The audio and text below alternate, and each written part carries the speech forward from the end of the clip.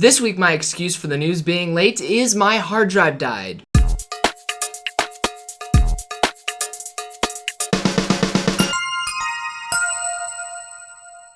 Hello everyone, I'm Jacob Kaufman, I'm Nerd on the Street, and this is your Nerd on the Street news for the week of January 11th, 2015. So, Happy New Year. This week, my excuse for the news being late is my hard drive died. It might not be completely dead, but the primary hard drive in my primary computer just got a whole ton of bad sectors showing up all at once. So yeah, that's not good. I have lost access to a lot of my files, and I have been forced to use Windows for the past few days. So that is why it's taken me longer than I planned for this to come out. But you know, it doesn't really matter, the news is the news. So let's go ahead and get started. As you may know, the Consumer Electronics Show has been taking place in Las Vegas this week, or last week.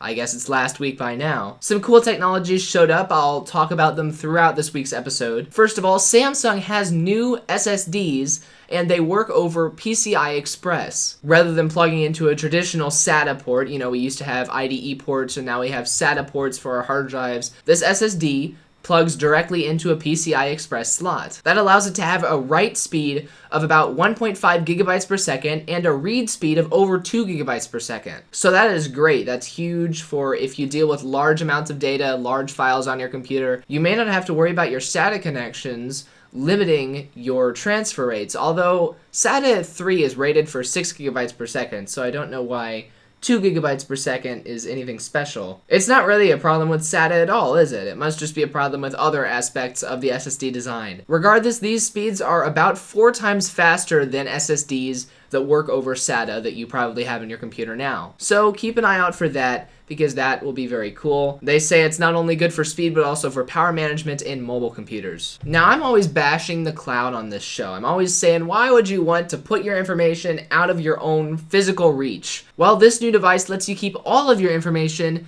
within physical reach, 24/7. It is a bracelet, it's got a solid state drive inside of it, and it has a terabyte capacity. So you can carry around a terabyte with you on your hand, on your wrist. Don't have to worry about a flash drive or anything. Now this is going to be pretty expensive, $800 for a full terabyte. However, it goes as cheap as $200 for just 128 gigabytes. No matter what version you get, you can use it to wirelessly exchange files with your phone, tablet, or any computer that you work with on a regular basis. You do have to pair the computers individually with the device, and that is for data security, and that's a good idea. But yeah, instead of sending your data off to Google all some thousands of miles away, you can just wear it on your hand. And hopefully, if the right security protocols are in place, nobody will have access to it but you. United States lawmakers have pushed a bill to permanently ban internet access taxes. I was not aware that internet access taxes were even an issue, but if they ever should become an issue, then banning taxes is always a good thing. Great job, guys. That's a bipartisan group. Even if they get nothing else done, if they ban some taxes for us, you know, at least that's something. The Electronic Frontier Foundation is an organization that strongly pushes cybersecurity and cyber rights, digital rights, and they have launched an Android app that lets you get information about the Electronic Frontier Foundation, and they have neglected to publish an iOS app. They say it's because of the Apple developer agreement being too restrictive. We all know that Apple puts apps through a whole lot more stringent requirements and tests before they put them on the market than Google does. And that's a good thing generally. Apple users don't have to worry about malware on their devices. Then again, Google users do get more options in terms of apps. Like I've mentioned in previous episodes of this, there are a lot more security suites available for Android devices because Apple claims that their devices don't need security suites. So it's just a matter of two different market types. I don't really see a problem with the iOS developer rules because they're doing that for a reason. They're being restrictive to keep their customers safe. And I'm okay with them doing that because unlike with the government, where you're stuck with it unless you pick up and move, which you can't reasonably do, if you don't like how Apple manages their apps, you can just pick up and move to Android. It's not a big life-changing thing. So yeah, that's my take on it. I don't really mind if one company is doing that as long as they're not all being that restrictive. But yeah, the Electronic Frontier Foundation is making some drama out of it. Twitter looks to expand advertising efforts beyond its own site. So I did not know this, but Twitter has advertising on their websites. I guess that would make sense. That's how they pay for their servers and everything and their employees. So Twitter's looking to start an ad network. It's going to probably use your tweets and information gathered from your Twitter data to serve ads to you, similarly to how Google uses your email to serve ads to you. That sentence just sounds wrong. Nobody should really, well, some people like having personalized ads, but, it's doubtful if this will be optional, because Twitter can just put it in their terms of use, and everyone is going to just be using this ad system, whether they like it or not. Because you're not going to stop using Twitter just because they do a new advertising thing. One source says that Twitter plans to use this network to sell ads to people who don't use Twitter, and that makes sense. If everyone has the Twitter API on their websites, then Twitter can use that to gather information about you just if you're visiting those websites. You don't even have to sign up for Twitter for them to be curating information and ads for you. So that should be fun to watch. 8 new vulnerabilities were patched in an OpenSSL update the other week. 2 of those vulnerabilities could have led to denial of service attacks. They're all patched. I threw this story in because, we used to not realize that OpenSSL actually did get updated from time to time, and then that whole big Heartbleed thing happened, and everyone was like, oh, OpenSSL is so not secure. It is totally secure, and they're constantly patching. That wasn't just, one fix for Heartbleed and that's it. They are constantly patching new vulnerabilities that are coming out. That is all. Windows 7 has hit its midlife. It has now been on the market for 5 years, and it will stop being supported in another 5 years. It will no longer receive any feature updates, only security updates. That was kind of to be expected because, Windows 8 and 8.1 have already been released.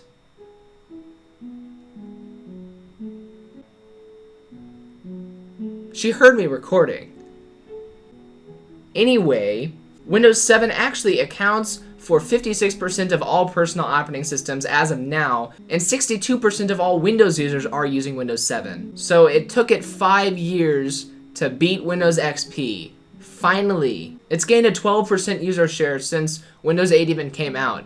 I don't know why businesses are so insistent on staying 2 versions behind of the latest version of Windows. But yeah, businesses, you got 5 years to move to the next one. Microsoft will no longer be giving alerts for Patch Tuesday. If you are unaware, Patch Tuesday was, Tuesdays once a month where Microsoft patched a bunch of things. Usually a lot of Windows stuff. I'm not sure if they do it for any of their other products. In the past, Microsoft gave notes on the patches the Thursday before the Patch Tuesday happened. They will no longer be doing that unless you're paying them an extra fee to be a premium subscribed IT developer, whatever it is. So that's pissing a lot of people off naturally because they're charging for something that they didn't used to charge for. And all the other companies right now are going the other way. Apple's making OS X updates free. Someone tell Microsoft, I'm really hoping Windows 10 is free. But then how would they make money?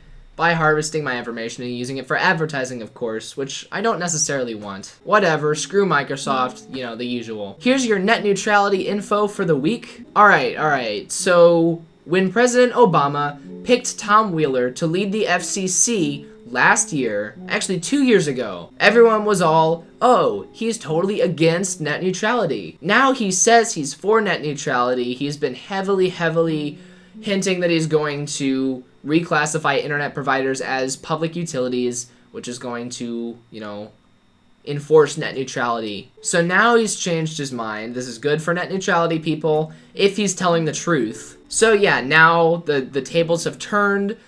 Basically, his supporters and his enemies have just swapped positions. So yeah, I've talked about net neutrality before. Here's the problem. If we don't have net neutrality, companies are going to screw you over. If we do have net neutrality, the government is going to screw you over.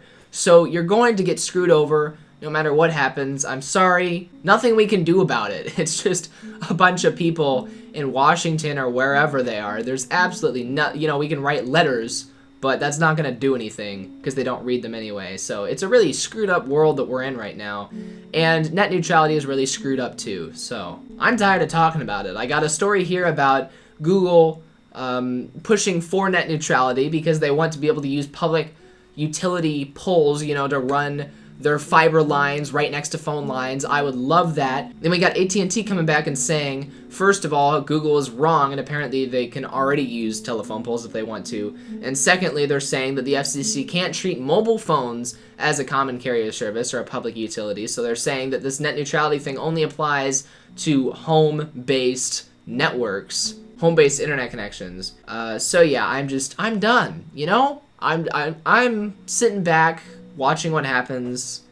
I'll keep you updated every week, every 5 weeks with our schedule on this show. Guy who complained to the FCC about Comcast modem fees gets $30 back. Okay, so when you have cable internet, you have to have a cable modem, and that cable modem translates cable signals into Ethernet signals that you can use in your home. Okay, so we all know cable providers charge you a monthly fee for providing cable service. Comcast feels the need to have a separate fee for modem fees. They make you rent a modem from them. And, you know, it's bad enough that we used to get free routers. Companies used to give you a router for free when you got internet through them. They don't give you routers anymore. They just give you modems now, usually. Now Comcast isn't even giving you a modem anymore. So this guy got $30 back from Comcast. Comcast says, oh, it's unrelated to your FCC complaints. Nobody believes them. The guy went out and bought his own, $20 modem from Walmart. He's no longer paying the monthly modem fee, so that's nice. So yeah, screw Comcast, whatever. I'm sorry if I'm unenthusiastic this week. My hard drive is dead. So, Security hole found in Red Star OS. Red Star OS is based off of Linux. And whoever made North Korea's internal government operating system, they left a security hole in there. There's an unguarded file in the system, and if you make a simple change to that file, then you can get root access on the system. Now, it's worth noting that that won't really help you unless you have access to the Red Star OS machine, and not very many people are using Red Star OS in the first place. It actually looks kind of nice. Aside from the language, I would prefer it to be in English, but they've got a nice theme going on. They got a dock and window decorations that look a little like Mac OS. Tiny bit flatter than Mac OS, but I think that Red Star OS looks nicer than Yosemite does. So yeah, okay, North Korea screwed up there. Finally, back to the only thing we care about, CES, because that's where our technology of the future is coming. Although, I'm sure that, whoever was presenting ideas for flying cars 30 years ago, that was their version of CES. Does it ever seem like anything we see at CES never actually comes to fruition? Shouldn't we have self-driving cars by now? Shouldn't we all have 4K TVs by now? Come on, what are we doing here? It seems like a lot of the stuff at CES nobody ever actually gets their hands on outside of the media, but here's something everyone in the world will use, and it's kind of interesting that, this is something that affects you, it affects me. It's the new type of USB. We all use USB. You can say, oh, but my FireWire, oh, but my Thunderbolt, oh, I use an Ethernet external hard drive. It doesn't matter, unless you're moving full on to the cloud, in which case I say, bye. Have fun not having any rights. Anyone who still has a laptop, a desktop, anyone who's not completely moved to tablets, and if you have, once again, I say, bye, have fun not getting any work done. Anyone who's still a serious computer user at all uses USB. So, USB 3.1 and USB Type-C. The new specs are almost here. There's actually a prototype cable being demonstrated at CES, or there was back when CES was still going on. USB Type-C will be reversible. That's right. The current USB cable, you always try and plug it in. It's the wrong way. Flip it over, plug in. Still the wrong way. Flip it over a third time, and that's when it works. Yeah, Type-C, you won't have to deal with that anymore. USB Type-C is reversible, and that's going to be, great, just because it'll be great. When I'm plugging in my tablet in the dark, which I do sometimes, when I'm plugging in even my phone in the light, when you plug in devices, you're always putting things in the wrong way. So yeah, just me saying, reversible doesn't sound like a great feature set. What are they doing to make it better?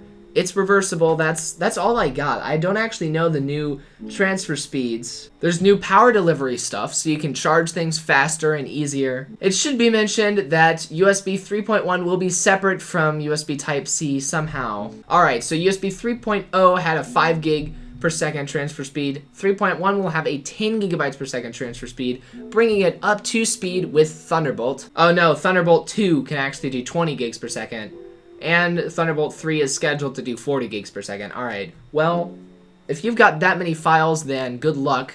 You better have that PCI Express SSD, or else, you know, your hard drive's gonna throttle it. Yeah, USB power delivery 2.0 specification. I don't want to sit here and read you off a bunch of technicalities about how the next USB is going to work, but obviously it's going to affect everyone, so feel free to read the article.